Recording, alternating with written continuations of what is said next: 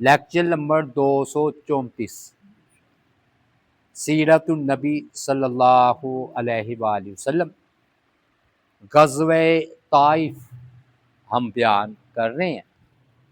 ہم اس مقام پر پہنچے تھے کہ وفد حاضر ہوا طائف سے، اور انہوں نے ویسے تو بڑی کوشش کی کہ نمازیں معاف ہو جائیں، شراب حلال ہو جائے، زنا حلال ہو جائے، سود حلال ہو جائے، لیکن آپ نے اجازت نہیں دی کہ بھی اسلام قبول کرنا ہے تو پورا پورا اسلام قبول کرو۔ اب مسئلہ یہ ہوا کہ انہوں نے پھر بات مان لی۔ ایک ان میں سے تھا نا سفیان، اس نے کہا کہ بھی تم ان چیزوں کی بات کر رہے ہو تو یہی تو جتنے مسلمان ہوئے ہیں سود کھاتے تھے، شراب پیتے تھے، زنا کرتے تھے، آخر انہوں نے بھی تو توبہ کی تو اللہ تعالی ہمیں بھی توفیق دے دیں گے۔ چنانچہ پھر انہوں نے کہا ٹھیک ہے، لیکن انہوں نے کہا جی جو لات کا بت ہے وہ ہمیں اجازت دے دے 3 سال بعد توڑنے کی۔ آپ نے فرمایا نہیں۔ انہوں نے کہا 2 سال بعد، فرمایا نہیں۔ انہوں نے کہا 3 مہینے، فرمایا نہیں۔ فرمایا فوراً توڑیں گے۔ پھر انہوں نے کہا چلے پھر ایک بات مان لیں، ہم اپنے ہاتھ سے نہیں توڑیں گے، آپ کسی بھی صحابی کی ڈیوٹی لگا دیں، وہ آ کر وہ لات کا بت جو ہے وہ توڑ دیں۔ تو آج ہم لات کی جو تباہی ہے نا اس کا بیان ہم کریں گے۔ لات نا جتنے بھی بت تھے نا عرب کے، سب سے بڑا بت تھا۔ یہ چکوڑ سا نا پتھر تھا۔ ایک یہودی اس پتھر کے پاس نا مسافروں کو ستو پلایا کرتا تھا۔ وہ یہودی فوت ہو گیا، لوگوں نے اسی چکوڑ پتھر کی بت بنا کر پوجا شروع کر دی۔ پھر تو آپ کو پتہ ہے کام پڑتا ہے تو ارد گرد عمارت بھی کھڑی کر لی، جیسے دربار دیکھ رہے ہیں اب کتنا بڑا بن گیا ہے، پہلے چھوٹا سا تھا۔ اسی طرح آہستہ آہستہ بڑی شاندار قسم کی نا عمارت تعمیر ہو گئی۔ اور طائف کے نا بنو عطاب کوئی قبیلہ تھا، وہ مجاور بن گیا۔ ہزاروں سال انہوں نے لکھا ہے کہ اس بت کی پوجا کی جا رہی، ہزاروں سال جی، اب پتہ نہیں کتنے۔ پورا عرب اس کی بے حد تعظیم کرتا تھا۔ یہ مسجد طائف کے بائیں منارے کے پاس تھا۔ آج جو مسجد طائف بنی ہوئی ہے نا اس کے بائیں جانب تھا۔ حتیٰ کہ اب اہل طائف مسلمان ہو گئے تو پھر نبی صلی اللہ علیہ وآلہ وسلم نے اس کو ڈالنے کا، گرانے کا حکم دیا۔ آج ہم لات کی تباہی کی داستان یا واقعہ تفصیل کے ساتھ پڑھیں گے۔ جب سقفی وفد نے معذرت کی کہ چلو ساری باتیں قبول ہے، ہم 2 باتوں کی اجازت دیں، ایک یہ کہ ہم اپنے ہاتھ سے تو نہیں لات کا بت ڈائیں گے، آپ کسی کی ڈیوٹی مقرر کر دیں، اور دوسری بات ہے کہ ہمیں تھوڑی سی چال چلنے کی اجازت دیں۔ کیا مطلب؟ ہم اپنی قوم کو اعتماد میں لینے کے لیے نا آپ کے خلاف کچھ باتیں کریں گے شروع میں، جب وہ ہمارے داؤ میں آ جائیں گے تو پھر ہم ان پر اظہار کر دیں گے کہ ہم مسلمان ہو گئے ہیں، یعنی کہ آپ کو برا بھلا کہیں گے اوپر سے، اس کی اجازت دیں۔ تو آپ نے پھر اجازت دے دی کہ چلو تم اپنا جو جس طرح بہتر سمجھنا کر لینا۔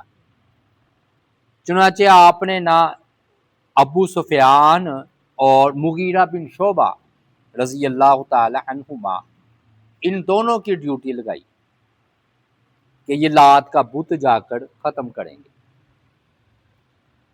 اب سقفی قائد عبدیہ لیل، جس نے آپ کو بڑا سخت جواب دیا تھا، اپنی قوم کی بت پرستی اور مزاج سے خوب واقف تھا۔ وہ جانتا تھا کہ یہ لات کو ختم کرنا بہت بڑا واقعہ ہوگا، تو توبہ نعوذ باللہ مثال نہیں دینی چاہیے، لیکن میں بطور مثال کہ جیسے ہمارے ہاں بیت المقدس کو ڈھا دیا جائے یا بیت اللہ کو ڈھا دیا جائے، اس طرح ان کے ہاں یہ لات کا مقام تھا، تو گرانا تو پھر آسان نہیں تھا، اس کی قوم تو بڑی مشکل سے برداشت کرے گی، اس لیے انہوں نے پہلے ہی سے نا معذرت کر لی تھی۔ اب وفد نے نا حسب معمول پروگرام کے مطابق ڈرامہ تھوڑا سا کیا، چال چلی، شہر کے قریب پہنچا، طائف والوں نے آگے بڑھ کر ان کا بڑا استقبال کیا، پوری قوم شدت سے انتظار کر رہی تھی کہ کیا مذاکرات ہوتے ہیں، وفد جو ہے کیا خبر لے کر آتا ہے۔ وہ وفد نے جی اپنے 10 بندے تھے، وہ چہرے ڈھانپ لیے اور سواریوں کو تیز کر دیا۔ یہ اشارہ ہوتا تھا کہ غم زدہ کہ جب واپس آئے تو سواری کو تیز کر لیں، چہرہ چھپا لیں، تو یہ علامت تھی کہ ہمیں بڑا غم ہے، کوئی اچھی خبر لے کر ہم نہیں آئے۔ جب وفد شہر میں داخل ہوا تو حسب روایت لات کے قریب سے گزرے، تو وہ تو سر مڈایا کرتے تھے، سجدہ کرتے تھے، تحفہ دیا کرتے تھے، مگر ان کا پہلے والا انداز محبت کوئی نہیں تھا۔ لات کے پاس نہ انہوں نے سر منڈوایا، نہ اس کی کوئی تعظیم کی، اور بلکہ ایسے ظاہر کیا جیسے وہ لات کو جانتے ہی نہیں۔ اب بجائے ان کو اپنے اعتماد میں لینے کے وفد کو اپنے اپنے گھروں میں چلے گئے، تو وہ مزید قوم پریشان ہو گئی کہ ہم اتنے دنوں سے انتظار کر رہے ہیں، کوئی کیا مذاکرات ہوئے، کیا خبر ہے، تو یہ تو گھروں کو چلے گئے۔ آخر وفد کے ارکان کے پاس خود یہ چل کر آئے، کہا جی کیا خبر لائے ہیں آپ، کچھ تو بتائیں۔ انہوں نے نا بڑا غمزدہ لہجہ بنا کر کہا کہ کوئی اچھی خبر نہیں ہم لائے، ہم اجازت تو پہلے حاصل کر لی تھی نا، ہم تو بڑے سخت بندے سے مل کر آ رہے ہیں۔ نبی صلی اللہ علیہ وآلہ وسلم کی طرف اشارہ تھا، بڑا سخت دل آدمی ہے، ہاں جی۔ تو وہ ہوا یہ کہ تلوار کے زور پر سارے عرب پر غالب آ گئے ہیں، لوگ ان کے تابع ہو چکے ہیں، عیسائی اپنے قلعوں میں بیٹھ کر ان سے خوف کھاتے ہیں۔ اب لوگوں کا یہ حال ہے کہ لوگ ان کا دین قبول کرتے چلے جا رہے ہیں، اور تلوار کے وار کے لیے وہ خود کو تیار کرنے ہیں۔ تو انہوں نے تو بڑے بڑے مشکل کام بتائے ہیں، مگر ہم نے انکار کر دیا۔ انہوں نے کہا انہوں نے کیا کام بتائے تھے؟ انہوں نے کہا کہ زنا نہیں کرنا، سود نہیں کھانا، شراب نہیں پی لی، حالانکہ ہم ایسا کر سکتے ہیں، ہم تو یہ تینوں چیزیں نہیں چھوڑ سکتے، یہ تو ہماری گٹی میں پڑی ہوئی ہے، عادت ہے۔ اور اس سے بڑھ کر کہتے جی جا کے لات کو ڈھا دو، ساری اس طرح نا خلاف باتیں کی اوپر کہ بھی یہ ہم نے نہیں کیا، بلا میں قبول کر سکتے، ہم نے نہیں قبول کیا، ہم نے صاف انکار کر دیا، جو کرنا کر لو۔ تو ہم کہنے لگے یہ شرائط آپ نے اچھا کیا نہیں مانی، قوم مطمئن ہوگی کہ ہمارے جذبات مزاج کا خیال رکھا گیا، یہ تو ہم کبھی نہیں مانیں گے۔ وہ قوم جو آ کر بیٹھ کر کہنے لگی، وفد نے کہا اس لیے تو ہم نے انکار کر دیا، اب ہمارا خیال ہے کہ انہوں نے ہمارا لحاظ کوئی نہیں کرنا، اب آگے دھمکی پر کہ خیال خول انہوں نے ہمارا کوئی نہیں کرنا، سو تم نا اس طرح کرو، جنگی تیاری کرو، قلعے کی مرمت کرو، جہاں سے کمزور دیوار ہے اس کی مرمت کرو، اسلحہ 1 اور 2 سال کا اناج اکٹھا کر لو، اور اسلحہ بھی، اپنے قلعے کے باہر خندق کھودو۔ ہمارا خیال ہے کہ 2 سال سے زائد ہمارا محاصرہ نہیں وہ کر سکیں گے، یہ انتظامات جاؤ کرو، کیونکہ وہ تو آ رہے ہیں لڑنے کے لیے، کسی وقت بھی وہ حملہ کر سکتے ہیں۔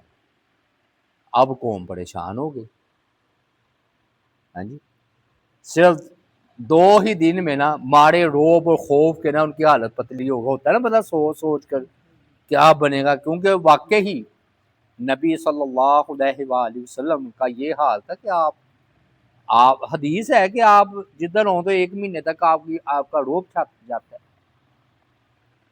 تو ان کی حالت پتلی ہوگی سوچ سوچ کر کہ اچھا. پھر انہوں نے کیا، وہ خندق میں بھی جیت گئے، مکہ بھی فتح کر لیا، حوازن میں ہمیں شکست ہو گئی، بنو قریظہ بھی بھاگ گیا، بنو قریقہ بھی بھاگ گیا، بنو نذیر بھی بھاگ گیا،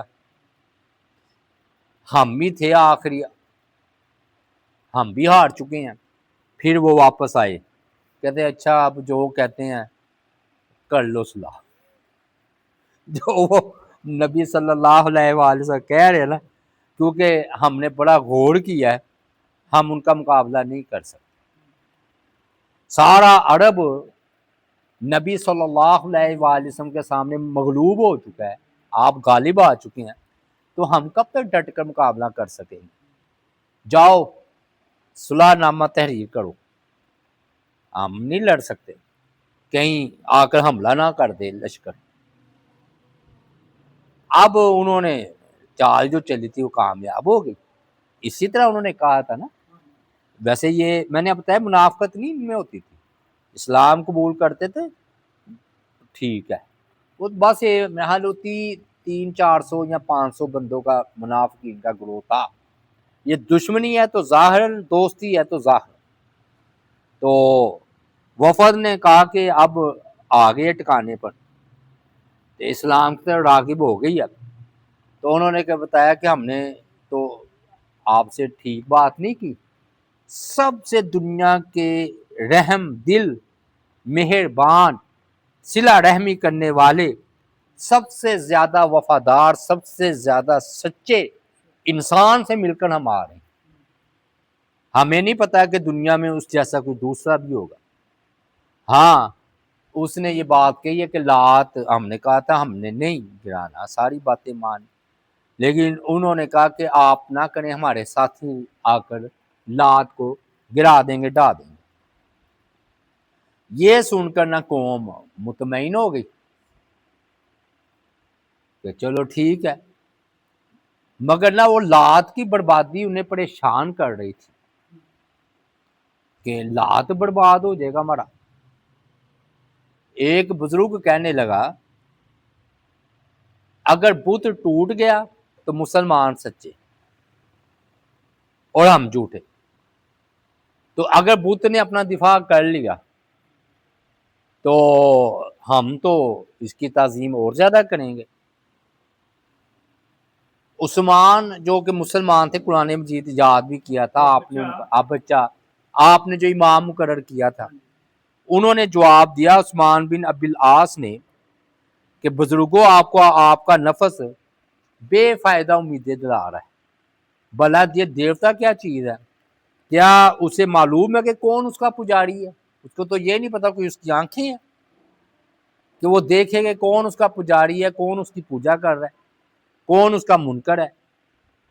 عزا بت اسی طرح ہمارے بے جان پتھر تھا. خالد بن ولید رضی اللہ تعالی عنہ نے تنہا اسے توڑ کر رکھ دیا، ختم کر کے رکھ دیا، راک کا ڈھیر بنا دیا. اسی طرح اصاف، نائلہ، حبل، منات، ابھی کل ہی کی تو بات ہے، یعنی کہ کوئی زیادہ عرصہ نہیں گزرا. یہ حبل عزا کی جو پوجا ہوتی تھی اور اصاف اور نائلہ کی کہاں ہے؟ صرف ایک شخص یعنی کہ خالد بن ولید رضی اللہ تعالیٰ انہوں نے ٹکڑے ٹکڑے کر کے اس کو رکھ دی. اسی طرح سوا بھی ہے، وہ اکیلا آدمی، انہوں نے اس کو ڈھا دیا. پھر جو ہم اتنی بربادی اپنی آنکھوں سے بتوں کی دیکھ چکے ہیں، مکہ میں بیت اللہ میں بت تھے چاروں طرف، 360 بت رکھے، وہ ٹوٹ گئے. تو یہ کیا حقیقت ہے؟ ایسے جھوٹی امیدیں اپنے آپ کو دلا رہے. اب ادھر نا مغیرہ بن شعبہ اور ابو سفیان کی آپ نے ڈیوٹی لگائی تھی نا رضی اللہ تعالیٰ عنہ، کہ بھی رات کو انہوں نے 2-3 دن انتظار کیا کہ یہ قوم پہلے چلے جائے، اب بعد میں جائے.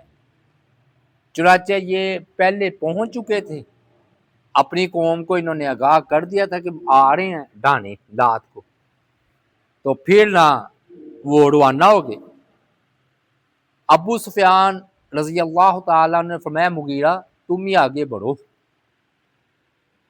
کیونکہ نا وہ ان کی قوم اہل طائف میں سے تھی. مغیرہ بن شعبہ انہوں نے ادھر ہی اپنی زندگی گزاری تھی لات کے پاس ہی. تو پھر چند اور نوجوان جو مسلمان ہوئے تھے وہ بھی مغیرہ بن شعبہ کے ساتھ مل گئے کہ ہم آپ کے ساتھ کام میں تعاون کروائیں گے. اور ایسا نہ ہو کہ عروہ بن مسعود کو جیسے شہید کیا انہوں نے طائف والوں میں، اسی طرح مغیرہ بن شعبہ کو نہ شہید کر دے. اب نہ رات کو وہ بت کے قریب پہنچ گئے اور صبح کے وقت نہ یہ کام شروع کیا مغیرہ بن شعبہ نے بت کو ڈھانے کا. طائف کی عورتیں، بچے، مرد، نوجوان، بوڑھے، ساری قوم، جیسے نہیں میلہ ہوتا یا جشن کوئی ہوتا ہے عید کا سما، ایسے دائرہ بنا کر دیکھ رہے ہیں آپ. تو ان کا یہ خیال تھا کہ جو بھی کوئی آگے بڑھے گا تو ہمارا دیوتا اسے بھسم کر کے رکھ دے گا، جلا کر راکھ کر دے گا، کوئی ہمارے دیوتا کے غصے سے بچ نہیں سکے گا. مغیرہ بن شعبہ کو کوئی خوف ہی نہیں تھا رضی اللہ تعالی عنہ، ان کا ایمان آسمان کی بلندیوں کو چھو رہا تھا. لیکن اب وہ نا قوم کو ہنسانے کے موڈ میں تھے، انہوں نے کہا چلو میں بھی ذرا دیکھوں کیا ہوتا ہے. انہوں نے کیا کیا، اپنے ساتھیوں کے کہا کہ آج میں نا ثقیف کو پہلے ہنساؤں گا پھر رلاؤں گا اور تمہیں بھی میں ہنسا دوں گا، تم ہنسو گے. وہ کیسے کہ دیکھ لینا.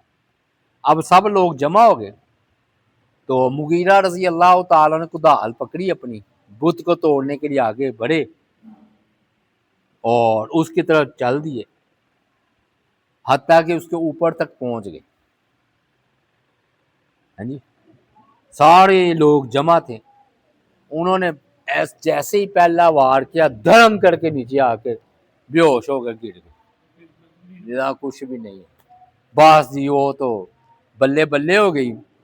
ہاں جی، کہنے لگے بڑا شور مچ گیا، ہمارے دیوتا نے کیسے انتقام لے لیا ہے، دیکھو اس کا کیا انجام ہوا. چیخو پکار برپا تھی. وہ ایسے نہ 5 یا 10 منٹ جتنا بھی ہے ایسے بے حس ہو کر بے ہوش پڑے اور وہ اچھل کود کر رہے ہیں اور سجدے کر توبہ نو. ایک دم اٹھے ہیں مغیرہ بن شعبہ. ہاں جی، تو انہوں نے کہا دیکھو قوم کو گھوڑنے لگے. فرمایا اے ثقیف، عرب والے کہتے ہیں کہ تم بڑے عقل مند ہو، میں نے تو دیکھا ہے تم سے بڑھ کر بیوقوف آدمی کوئی نہیں ہے. تمہارا ستیہ ناس ہو. یہ لات عزا منات جیسے بت کیا ہیں، یہ تو بے جان پتھر ہے، انہیں تو اپنے پجاری تک کا علم نہیں ہے کہ کون ہمیں پوج رہا ہے. تمہارا برا ہو، کیا لات سنتا ہے اور دیکھتا ہے، کیا فائدہ دیتا ہے یا نقصان دیتا ہے. یہ کہہ کر اب جوش میں آ کر نا وہ تو پہلے ڈرامہ کیا مغیرہ بن شعبہ نے جان کر گر کے اور وہ اپنے سچ سمجھے. پھر انہوں نے چون ان کو بھائی کلہاڑیاں ماری اسے. ہیں جی، بے پے در پے وار کرتے چلے جا رہے اور بھی مسلمان مل گئے حتیٰ کہ اس کو نا ریزہ ریزہ کر کے ہوا میں بکھیر دیا. دیکھتے دیکھتے ہزاروں سال جس بت کی پوجا ہو رہی تھی ریت کا ڈھیر ہو گیا. تو لات کا جو مجاور تھا نا بنو عطاب، جو میں نے بتایا تھا مجاور بن کے بیٹھ گیا، کہنے لگا چلو وہ تو کوئی بات نہیں، بنیادوں تک پہنچو گے تو پتہ لگے گا. انہوں نے کہا لو بنیادوں تک بھی چلے جاتے ہیں، ایسی کون سی بات ہے. مغیرہ بن شعبہ رضی اللہ تعالیٰ عنہ نے کہا، انہوں نے کہا ہمارا دیوتا اپنی توہین برداشت نہیں کرے گا، غضب ناک ہوگا اور تم سے بدترین جو ہے وہ انتقام لے گا.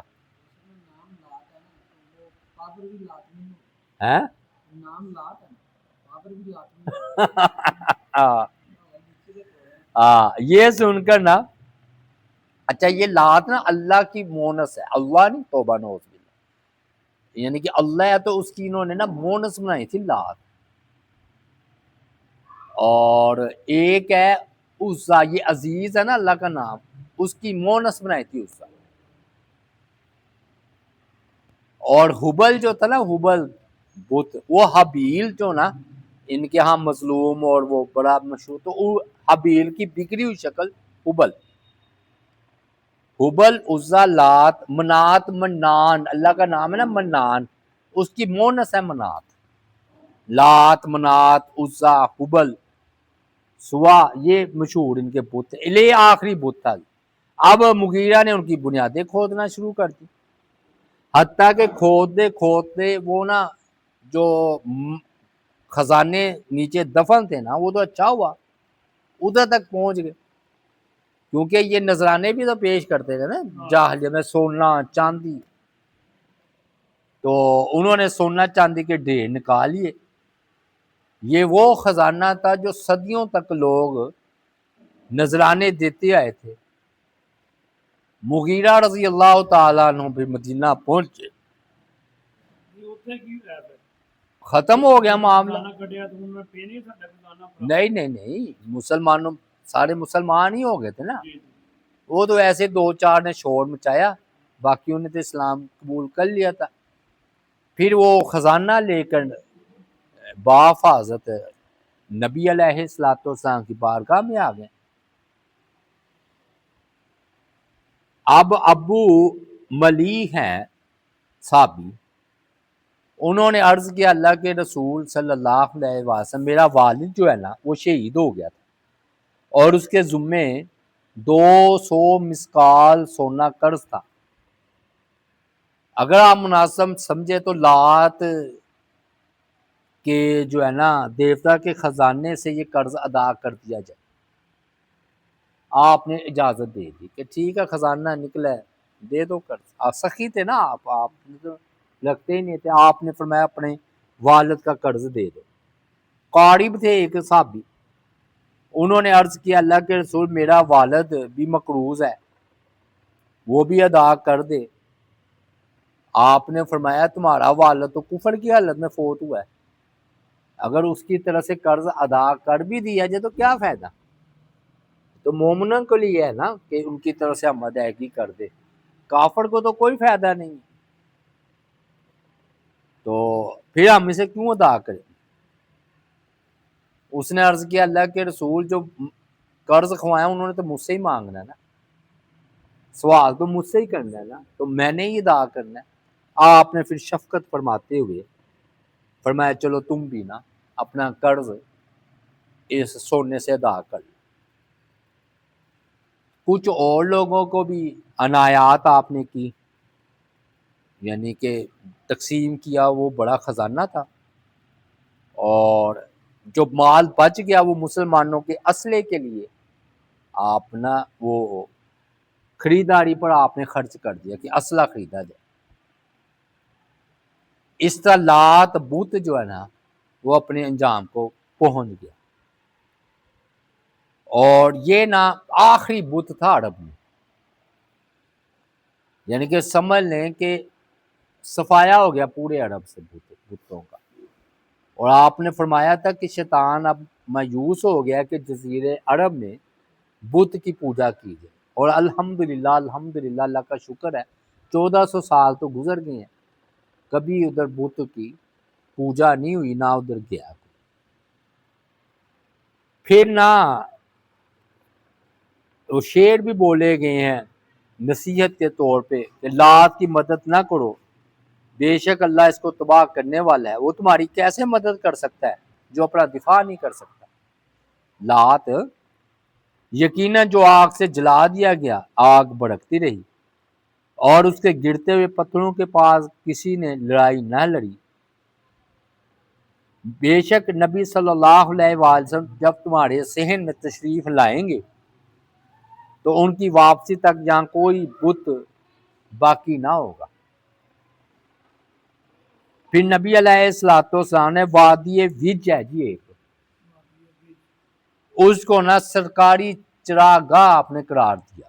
تو آپ نے خط لکھا، اس کا مضمون یہ ہے کہ شروع اللہ کے نام سے، بسم اللہ الرحمن الرحیم، ھذا کتاب من النبی رسول اللہ صلی اللہ علیہ وآلہ وسلم الی المؤمنین، یہ نبی علیہ الصلوۃ والسلام کا خط ہے مومنین کی طرف۔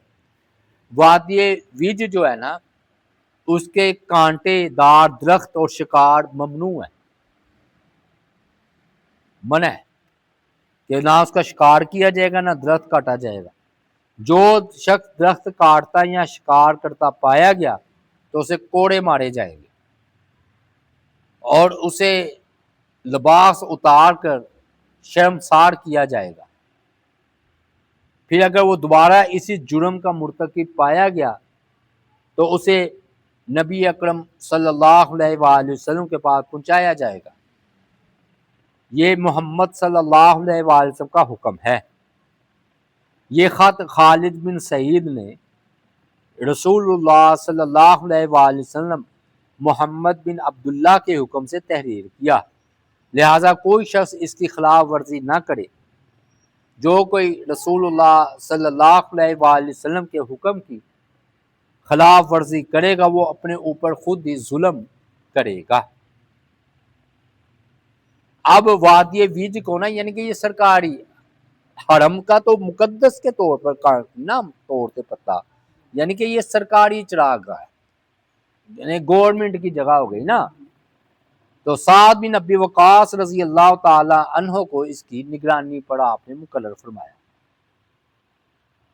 کہتے اس طرح ثقیف کے مسلمان ہو گیا، پورا یہ ثقیف طائف والے مسلمان ہو گئے، اور لات کا بت پاش ہونے کے بعد حجاز میں بت پرستی کا آخری اڈا بھی ختم ہو گیا اور اسلام کا پرچم چاروں طرف لہرا دیا گیا۔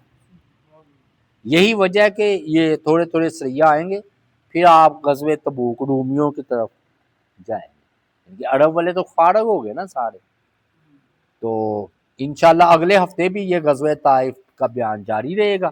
اللہ تعالیٰ سے دعا ہے اللہ تعالیٰ عمل کی توفیق عطا فرمائے۔ وما علینا الا البلاغ المبین۔